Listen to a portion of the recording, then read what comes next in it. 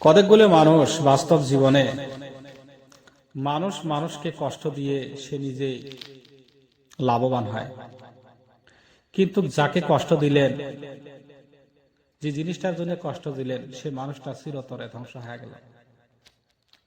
আপনি ভাবলেন যে তাকে আমি কষ্ট দিয়ে আমি বুঝে জিতে গেছি। না, আপনি জিতেন নাই। যাকে কষ্ট দিছেন সে জিতে গেছে। তার কারণ কষ্টর পরে মানুষের সুখ থাকে, আর আপনি তো সুখটা বেছেই নিছেন। গতিকে আপনি যারে কষ্ট দিচ্ছেন সে এখন সুখের মালিক, আর আপনি যাকে কষ্ট দিয়ে সুখের আশা করছিলেন, সুখ জিনিসটা বাস্তব জীবনে বেছে নিয়েছিলেন, আজকে আপনি ভাবেন আপনি দুঃখের ভাগী। এই জন্য কইছে যে সুখের পরে দুঃখ আছে, দুঃখের পরে সুখ আছে।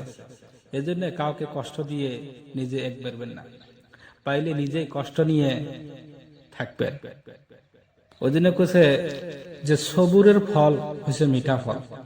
যে মানুষটা ধৈর্য নেয়, সবুর নেয়, সে মানুষটার ফল তত মিঠা হয়। যার সবুর যত বড় হব তার ফল তত মিঠা হবে।